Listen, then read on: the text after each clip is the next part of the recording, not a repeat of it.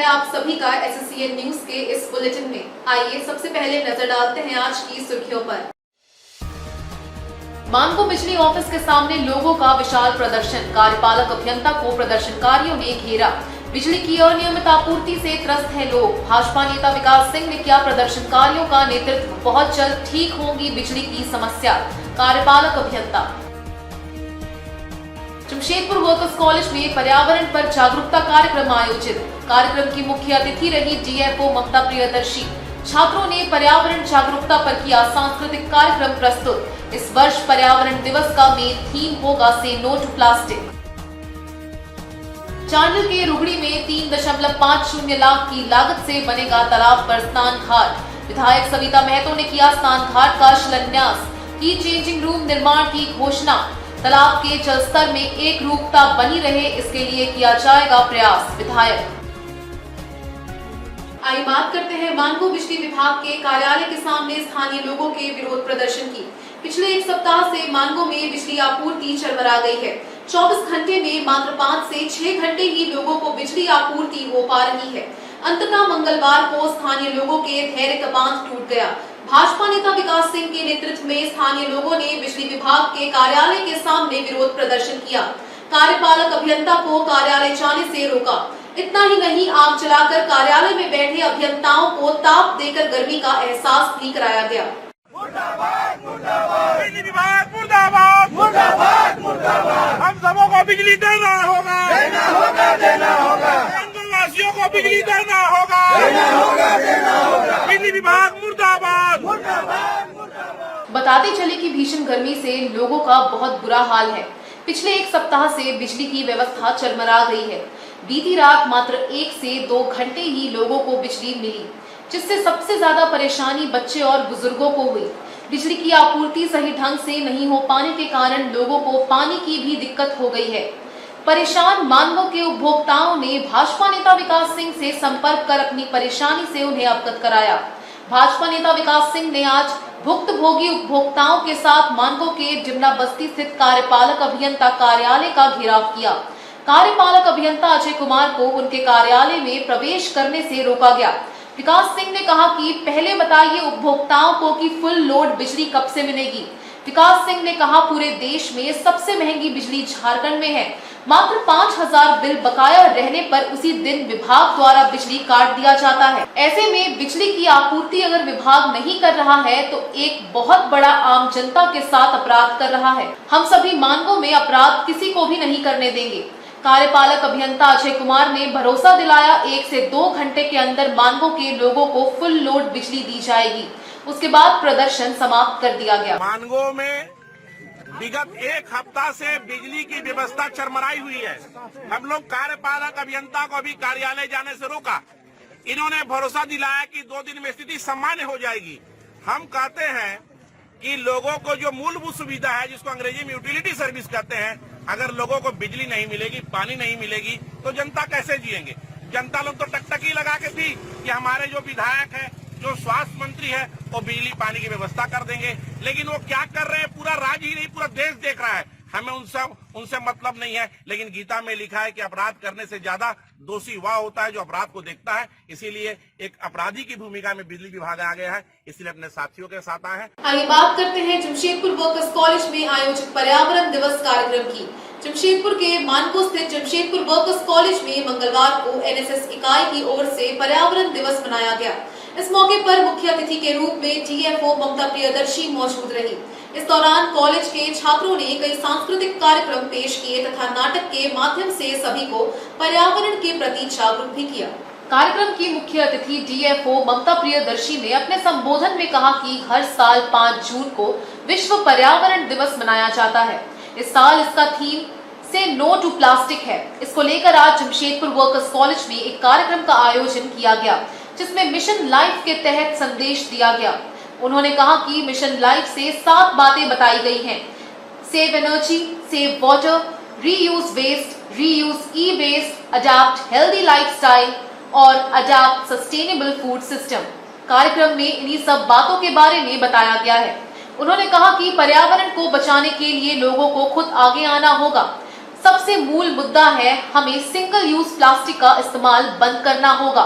इससे पर्यावरण को काफी नुकसान पहुंचता है। उन्होंने कहा कि कैंपस में इको क्लब का गठन किया जाएगा, जिसके माध्यम से और ज्यादा पेड़ लगाए जा सके और स्टूडेंट्स के बीच नर्सरी डेवलपमेंट के बारे में भी बताया जा सके। जमशेदपुर वर्कर्स कॉलेज के प्रिंसिपल एसपी महालिक ने बताया कि ये कार्यक्रम एनएसएस इकाई की ओर से आयोजित किया गया है।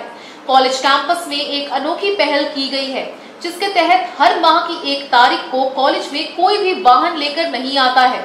इस दौरान छात्र से लेकर शिक्षक तक बिना वाहन के कॉलेज कैंपस में आते हैं। कॉलेज कैंपस को प्लास्टिक फ्री जोन बनाया गया है।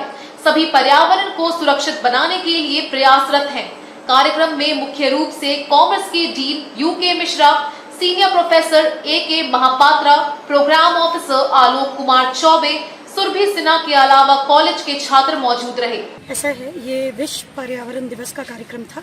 हम सभी जानते हैं कि इस साल विश्व पर्यावरण दिवस का थीम है say no to single use plastic. इसका मतलब ये है कि जो भी प्लास्टिक है उसका उपयोग नहीं करना है हमें। इसके लिए बच्चों को मैंने मिशन लाइफ के तहत संदेश दिया है। मिशन लाइफ में 7 एस्पेक्ट्स है, 7 थीम्स है, जिस पे मैंने बात की। Save energy, save water, reduce waste, reduce E waste, adopt healthy lifestyle, adopt sustainable food system. इन सभी बातों के बारे में उनको बताया। मूल मुद्दा ये है कि हमें प्लास्टिक का उपयोग बिल्कुल कम कर देना है, नहीं करना है। साथ में हमें एक ऐसा लाइफस्टाइल अपनाना है जो कि हमारा इको फ्रेंडली हो, एनवायरनमेंट फ्रेंडली हो। और यहाँ वर्कर्स कॉलेज में आके एक अच्छी अनुभूति हो रही है। यहाँ का कैंपस ग्रीन है, लेकिन अब इस कॉलेज के कैंपस में हम इको क्लब्स का गठन करेंगे, ताकि इस इको क्लब्स के माध्यम से ये जो ग्रीनरी है इसे हम बचा सके, कंजर्व कर सके और ज़्यादा पेड़ भी लगा सके। साथ में ये जो स्टूडेंट्स हैं इनमें नर्सरी कैसे डेवलप करना है, ये कल्चर भी डेवलप कर सके। और मैं ये मैसेज भी देना चाहता हूँ कि आज हमारे महाविद्यालय में एनएसएस इकाई के तरफ से पर्यावरण दिवस मनाया जा रहा था और इससे हमारे BFO मैम ममता प्रियदर्शी मुख्य अतिथि के रूप में भाग लिए। और हमारा एक मिशन है कि इस कैंपस में कि आपको मैं बता देता हूँ मीडिया के माध्यम से, हम हर महीना नो व्हीकल डे मनाते हैं। ये शायद कोल्हान विश्वविद्यालय में पहला और अनोखा पहल है कि 1 तारीख को किसी भी 2 व्हीलर या 4 व्हीलर हमारे कैंपस में नहीं आता। सारे लोग पैदल आते हैं या पब्लिक ट्रांसपोर्ट यूज करके आते हैं। और हमारे जितने एनएसएस के वॉलंटियर्स हैं और हमारे प्रोग्राम ऑफिसर्स हैं, सारे टीचर्स हैं, सारे विद्यार्थी इसको मानते भी हैं। और हम लोग प्रयास करते हैं कि जल को बचाने के लिए, प्लास्टिक फ्री जोन बनाने के लिए, आप देखेंगे कि हमारे कैंपस में भी प्लास्टिक आपको नज़र नहीं आएगा। हम लोग काफ़ी प्रयास करते हैं कि पर्यावरण को बचाने के लिए, क्योंकि जल है तो जीवन है और इस भूमि को, इस धरती को आने वाले पीढ़ियों के लिए उत्सर्गित करने के लिए हम लोग काफी प्रयासरत हैं। आइए बात करते हैं रुबड़ी गांव में सरकारी तालाब पर बनाए जाने वाले स्नान घाट के शिलान्यास की। चांडिल के रुबड़ी गांव स्थित सरकारी तालाब के तट पर 3,50,000 की लागत से स्नान घाट का निर्माण शुरू हो गया है।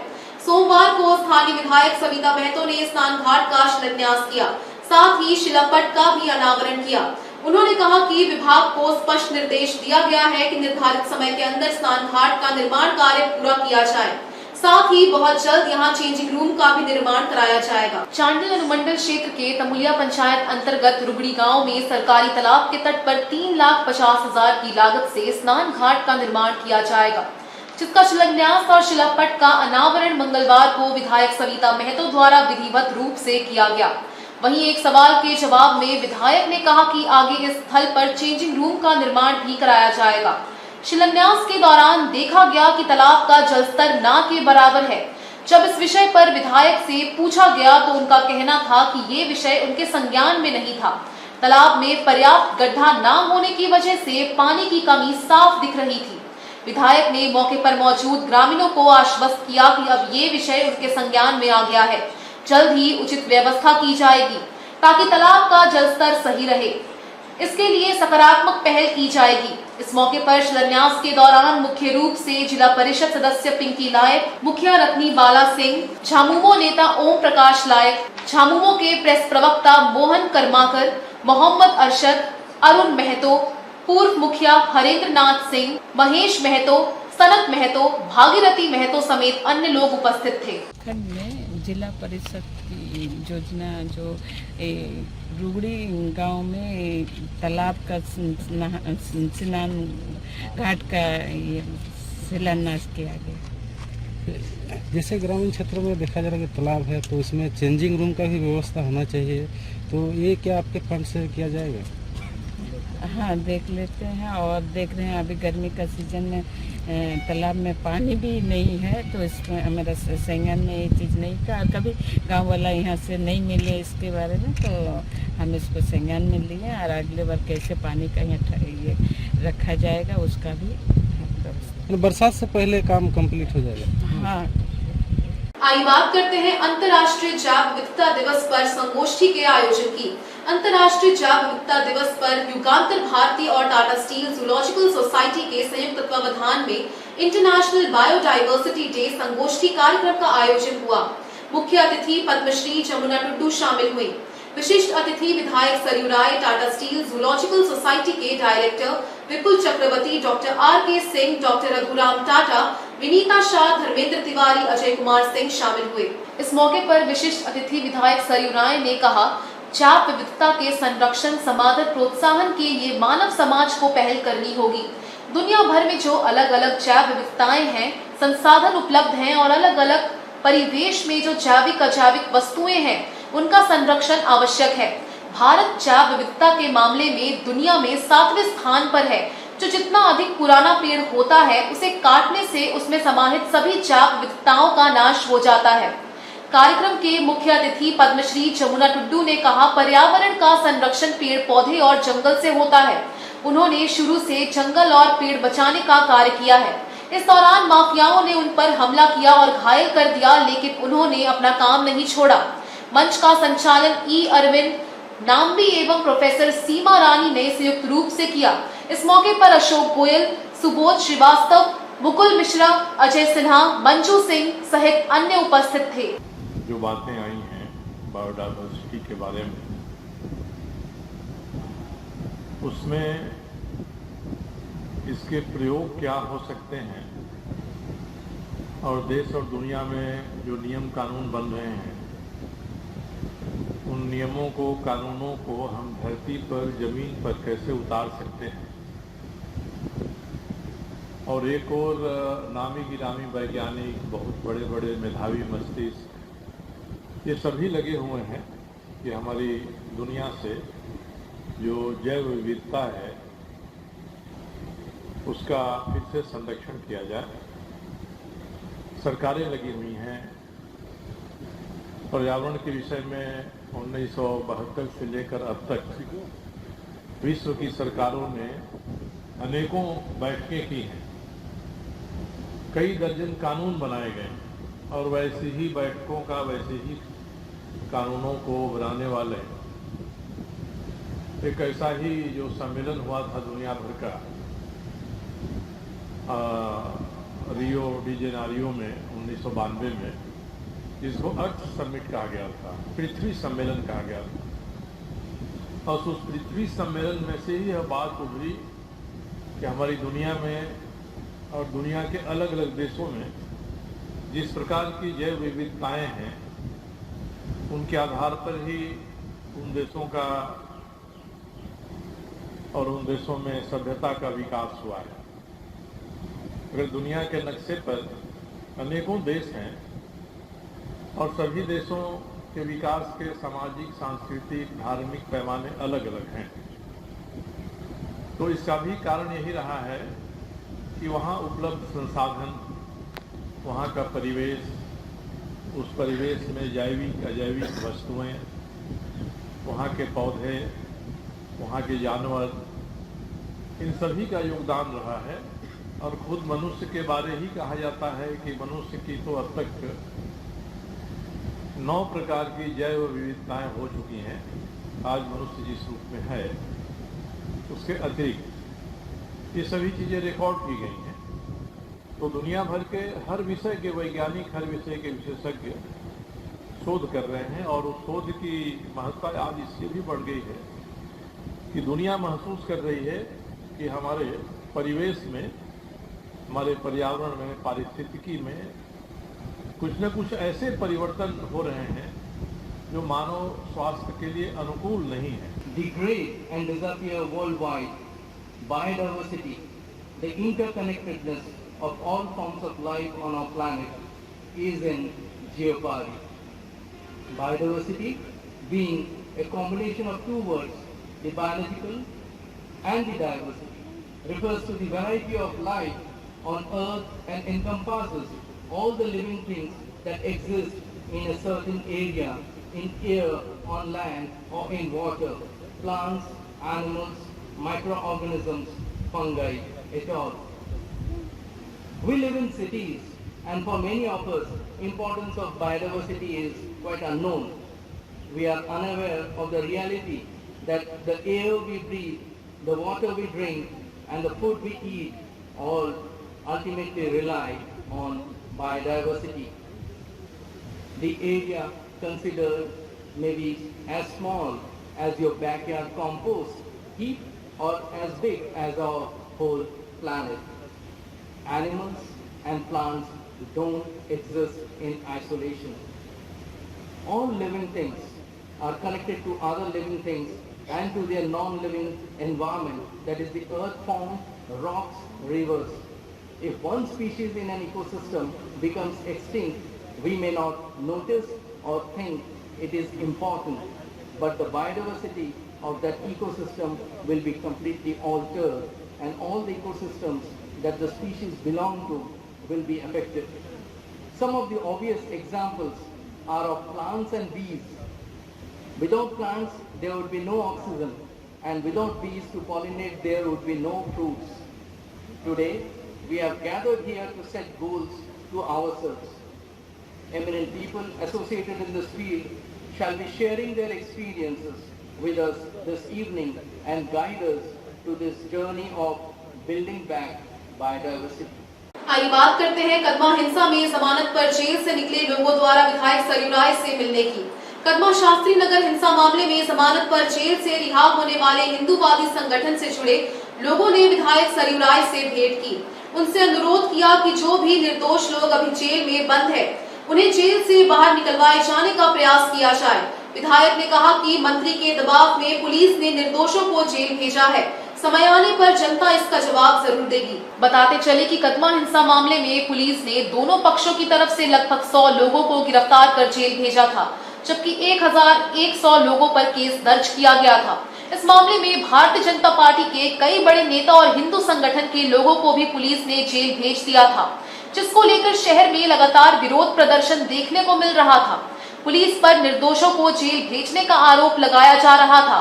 हालांकि कोर्ट द्वारा हिंदू संगठन के लोगों को बेल मिल गया। उसके बाद जेल से छूटे हिंदू संगठन के लोग विधायक सरयू राय से मिले और घटना की जानकारी देते हुए अन्य निर्दोषों को भी छुड़वाए जाने की मांग की।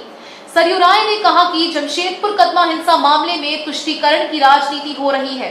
सरकार के साथ यहां के मंत्री बन्ना गुप्ता के इशारे पर पुलिस पर दबाव बनाकर निर्दोषों को जेल भेजा गया है, जिसका वे लगातार विरोध कर रहे हैं। आज शहर की जनता देख रही है कि किस तरह इस मामले में तुष्टीकरण की राजनीति की गई है। निर्दोष भाजपा के नेता और हिंदू संगठन के कार्यकर्ताओं को पुलिस झूठे मुकदमे में फंसाकर जेल भेजने का काम की है, पर हम लोगों को भरोसा है जल्द ही अन्य लोगों को भी बेल मिलेगा।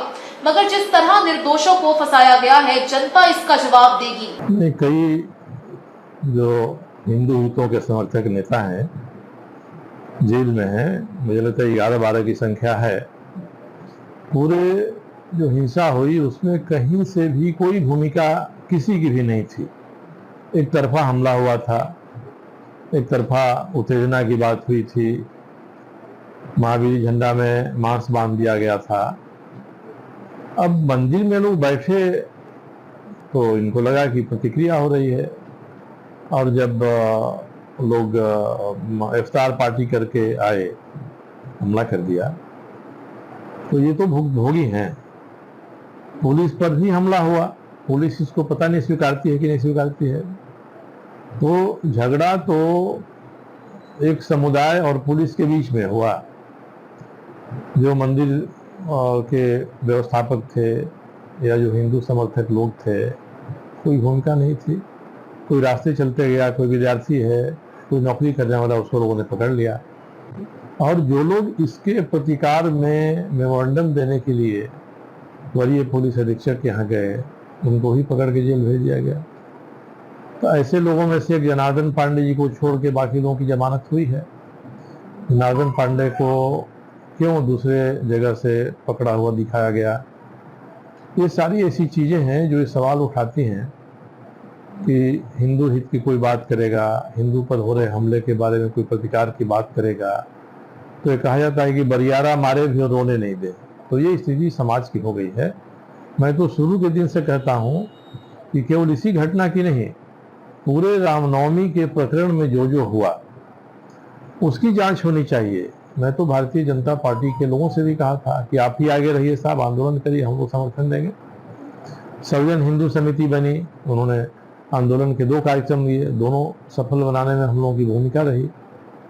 और अगर लोगों को लगता है, भाजपा के लोगों को, भाजपा को नहीं, भाजपा के एक वर्ग को, मुट्ठी भर, दर्जन भर लोग होंगे, उनको ये लगता है कि अगर मेरे समर्थन से हिंदू एकता टूटती है तो मैं चुपचाप रहूंगा, बैठा रहूंगा। ये तो जो सर्वजन हिंदू समिति के पदाधिकारी थे, इसके प्रबंधक थे, वो मेरे यहाँ आए और उन्होंने कहा कि भाई भाजपा के लोगों का ये कहना है, खास करके रघुवर दास जी के नज़दीकी लोगों का, और रघुवर दास जी का भी ये कहना है कि मैं रहूँगा तो ये लोग इस मुहिम में शामिल नहीं होंगे।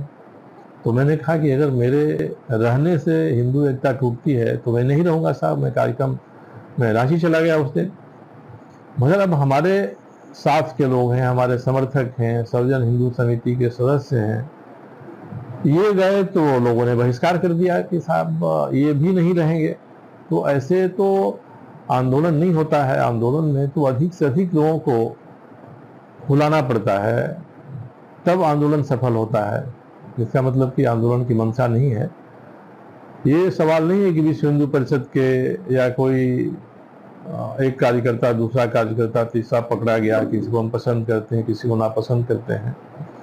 बस ये उठता है कि आज जो व्यापक हिंदू हित है, जमशेदपुर जैसे शहर में अगर इसके विरोध में कोई शक्ति खड़ा होगी और प्रशासन उसका साथ देकर हिंदू हित की आवाज़ को दबाने की कोशिश करेगा, तो भविष्य में क्या होगा ये सोच लीजिए।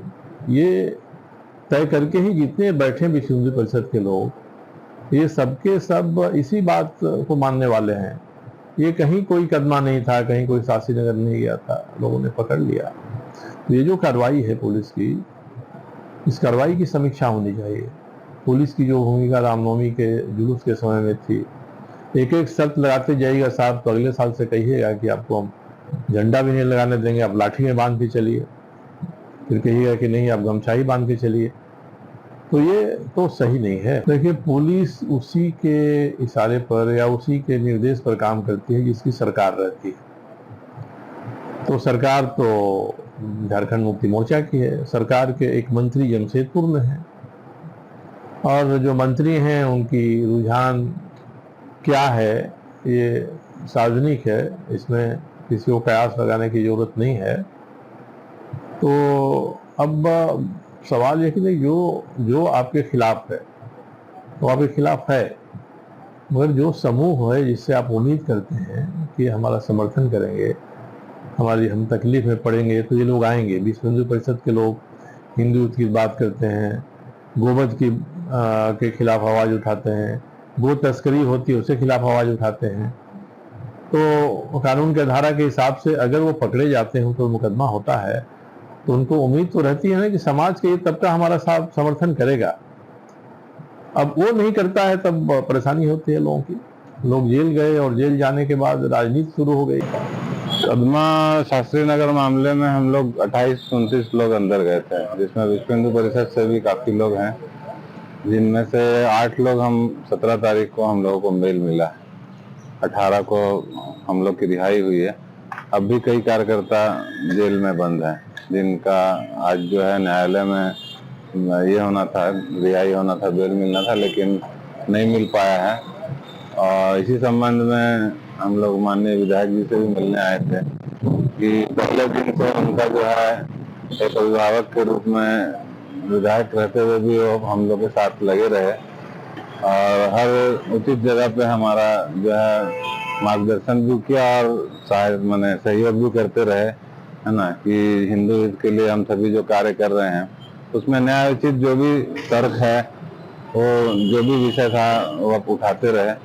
इसी संबंध में छूटने के बाद हम सभी उनसे मिलने आए और आज जो बेल रिजेक्ट हुआ है कई कार्यकर्ताओं का, उस संबंध में भी उनसे हम लोग चर्चा करने आए थे कि आगे की कार्रवाई जो होगी उसमें हम लोग क्या कर सकते हैं, कैसे बाकी लोगों रिहा होंगे, इस विषय में मिलने के लिए आए थे। आइए बात करते हैं स्वर्ण रेखा व खरकई नदियों के प्रवाह को बनाए रखने और प्रदूषण से बचाव की। औद्योगिक और नगरीय प्रदूषण की वजह से स्वर्ण रेखा और खरकई नदियों की स्थिति भयावह हो गई है। इसका जल स्तर काफी कम हो गया है और प्रवाह भी धीमा हो गया है। ऐसे में इन दोनों नदियों के वजूद को बचाना हमारे सामने बड़ी चुनौती है। इस दिशा में काम करने की जरूरत है। पानी के प्रवाह को सामान्य रखने व पानी की सफाई पर बल दिया जाना चाहिए। नदियां हमेशा से लोगों के जीवन से जुड़ी रही हैं। आज नदियों के सामने संकट है। जमशेदपुर से होकर गुजरने वाली स्वर्ण रेखा व खरकई भी इस संकट के दौर से गुजर रही है। इसमें पानी का प्रवाह काफी धीमा हो गया है, जिसकी वजह से जगह जगह पानी ठहर सा गया है और उसमें कचरा व गंदगी बढ़ी है। जल कुंभी जैसे पौधे हो गए हैं। इस संबंध में जानकारी देते हुए स्वदेशी जागरण मंच के राष्ट्रीय कार्य समिति सदस्य और पर्यावरण पहल संस्था से जुड़े मनोज कुमार सिंह ने बताया कि स्थानीय स्वर्ण रेखा और खरकई नदियों की स्थिति बहुत खराब है। पानी का प्रवाह काफी कम हो गया है और प्रदूषित जल निर्गत नहीं हो पाते। इसके लिए सरकार के जल संसाधन विभाग को उपाय करने की जरूरत है। सबसे पहले नदियों में समय समय पर डैम का पानी छोड़ा जाना चाहिए ताकि उसका प्रवाह बना रहे। दूसरा कि नदियों के प्रदूषित जल को वाटर ट्रीटमेंट प्लांट के माध्यम से साफ कर उन्हें पुनः नदी में प्रवाहित कर दिया जाए, जिससे नदियों के जल को प्रदूषित होने से बचाया जा सकता है। जल में निवास करने वाले जीवों को संरक्षित और सुरक्षित किया जा सकता है। नदियों पर निर्भर लोगों को भी बीमारी से बचाया जा सकता है। बताते चले कि जल में ऑक्सीजन की मात्रा के कम होने से जल में निवास करने वाले जीवों के वजूद पर ही संकट खड़ा हो जाता है। देखिए, स्वर्णरेखा और खरकई में जिस तरह से नागरीय प्रदूषण और औद्योगिक प्रदूषण के कारण नदी की जो स्थिति बनी है वो तो एक पक्ष है कि वो प्रदूषित हुई है। दूसरा है कि खरकई में नदी का फ्लो खत्म हो गया है और स्वर्णरेखा में भी फ्लो बहुत कम हो गया है। तो जब भी नदी के अंदर फ्लो खत्म होता है तो नदी के अंदर जलकुंभी पैदा लेते हैं और ये जलकुंभी जब बड़े पैमाने पर होंगे तो इनके कारण जो उसमें नदी में जो जीव जंतु हैं उनके संसार पे फर्क पड़ता है, उन पर असर पड़ता है और ये जलकुंभी वहीं उत्पन्न होते हैं जहां नदी का फ्लो रुकता है। आज हमारे यहाँ ये फ्लो रुक गया है, इसलिए नदी मरणासन की ओर जा रही है और नदी मर रही है। इसका भी एक प्रतीक ये जलकुंभी है जो आने वाले समय में यहाँ के इकोलॉजी के लिए और शहर के लिए बहुत भारी पड़ेगी। इसके रोकथाम के लिए दोनों नदियों के ऊपर जो वाटर बॉडीज बने हुए हैं, जो डैम्स बने हुए हैं, वहाँ इस तरह की व्यवस्था होनी चाहिए कि सालों भर एक निश्चित मात्रा में पानी वहाँ से छोड़ी जाए ताकि खरकई और स्वर्णरेखा में नदी का प्रवाह बना रहे। नंबर 1। नंबर 2, जो कचरे आ रहे हैं इसमें उन कचरों को वाटर ट्रीटमेंट प्लांट में पहले तो ट्रीट किया जाए और उसमें से फ्रेश वाटर छोड़ा जाए, क्योंकि ये जब गंदे वाटर आते हैं वो भी इनके निर्माण में सहयोगी होते हैं। तो इसलिए दो प्रकार के काम होने चाहिए, एक तो नदी के फ्लो को बनाना और दूसरे नदी में जो कचरे आ रहे हैं उसको ट्रीट करके और नदी में डालना। तो निश्चित रूप से इस जलकुंभी के साथ साथ कई चीजों से निजात मिलेगी। आज के इस बुलेटिन में बस इतना ही। हम फिर हाजिर होंगे कुछ और नई खबरों के साथ। तब तक के लिए SCN न्यूज की पूरी टीम की ओर से मुझे दीजिए इजाजत। नमस्कार।